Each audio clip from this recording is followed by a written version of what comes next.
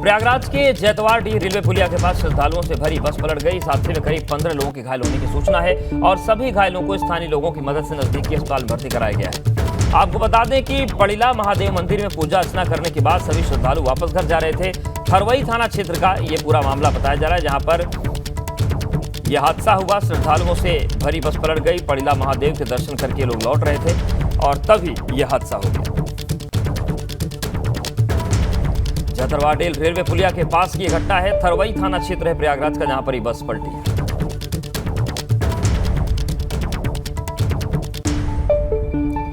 वहीं औरैया में एक निजी कार्यक्रम में पहुंचे सपा के वरिष्ठ नेता शिवपाल सिंह यादव ने सपा कार्यकर्ताओं को साथ आने वाले लोकसभा चुनाव को लेकर चर्चाएं की। इसके साथ संगठन और मजबूत करने को लेकर पुराने कार्यकर्ताओं से मुलाकात की।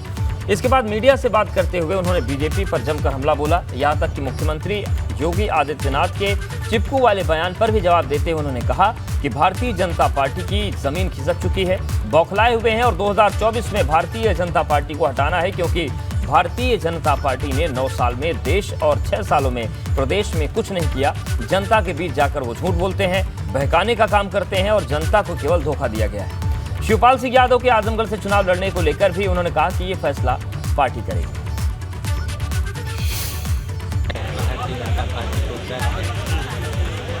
करके ये कुछ कर रहे हैं, अब उनकी समझ में तो आ नहीं रहा है। अब 2024 में भारतीय जनता पार्टी को हटाना है, क्योंकि भारतीय जनता पार्टी ने 9 सालों में इस देश और प्रदेश की जनता के लिए कुछ नहीं किया। प्रशासन ने जो जनता को बीच में झूठ बोला है, जनता को बहकाने का काम किया है, जनता को केवल धोखा दिया है। भारतीय जनता पार्टी के राज में कानून नाम की कोई चीज़ है नहीं। संविधान को वो मानते नहीं, कानून को वो मानते नहीं,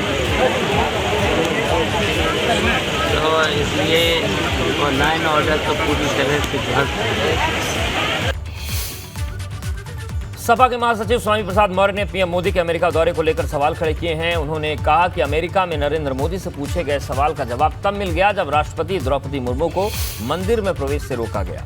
स्वामी प्रसाद मौर्य रायबरेली में छत्रपति शाहू जी महाराज की जयंती के मौके पर आयोजित कार्यक्रम में शिरकत करने पहुंचे थे, जहां उन्होंने कहा कि देश में जाति और धर्म के आधार पर विभाजन आम बात है।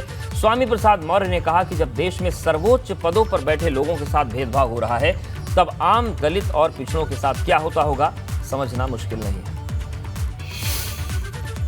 जिस तरीके से मानवाधिकार के जवाब देते देते माननीय प्रधानमंत्री थक गए और उनको कहना पड़ा कि भारत में जाति और धर्म के आधार पर भेदभाव नहीं होता, और अभी 1 हफ्ता भी उनका बयान नहीं हुआ कि कल राष्ट्रपति को इस जाति अपमान के कड़वे सच का सामना करना पड़ा, तो जिस भारत में राष्ट्रपति जैसे पद पर बैठे हुए द्रौपदी मुर्मू को मंदिर में जाने के साथ भेदभाव के व्यवहार का सामना करना पड़ा, मंदिर में जाने से रोका गया, जाति अपमान का कड़वा सच उनके सामने आया, तो स्वाभाविक रूप से अमेरिका में कटघरे में खड़े किए गए प्रधानमंत्री जी का असली चेहरा खुल करके दुनिया के सामने आ गया।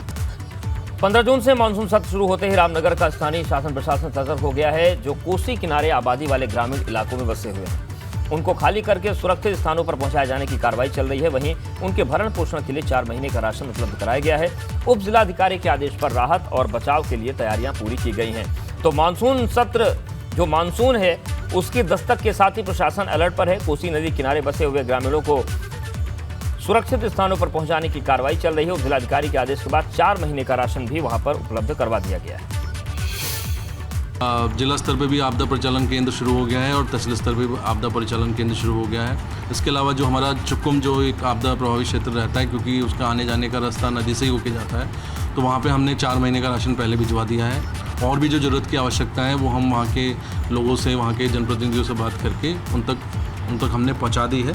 और यदि अगर कोई ऐसी स्थिति आएगी तो उसके लिए भी हम रेडी हैं। जैसे लास्ट आप जानते हैं कि आवश्यकता पड़ने पर हमने जो है बोट्स की मदद लेके भी जो है, और 21 की आपदा में तो हमने हेलीकॉप्टर की मदद लेके भी वहाँ पे राशन और वहाँ से कुछ लोगों को रेस्क्यू हमने करवाया था। और जो भी उनकी नीड्स थी वो हमने उन तक मुहैया करवाई। जो उनको टेंट चाहिए थे या उनको तिरपाल चाहिए थे। और बड़ी खबर अमरोहा से, जहां पर तेंदुए ने किसान पर हमला कर दिया। तेंदुए के हमले के बाद गांव में दहशत का माहौल है। कई दिन से गांव के आसपास ही ये तेंदुआ रह रहा था।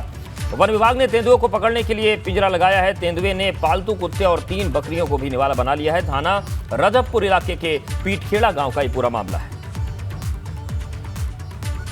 तो अमरोहा की तस्वीर दिखा रहे हैं, जहां पर तेंदुए ने किसान पर हमला कर दिया। तेंदुए के हमले के बाद गांव में दहशत का माहौल है। कई दिन से गांव के आसपास से ये तेंदुआ मंडरा रहा था। वन विभाग ने तेंदुए को पकड़ने के लिए पिंजरा लगा दिया है। तेंदुए ने पालतू कुत्ते और 3 बकरियों को भी निवाला बना लिया है। थाना रजबपुर इलाके के पीठखेड़ा गांव का ये पूरा मामला है।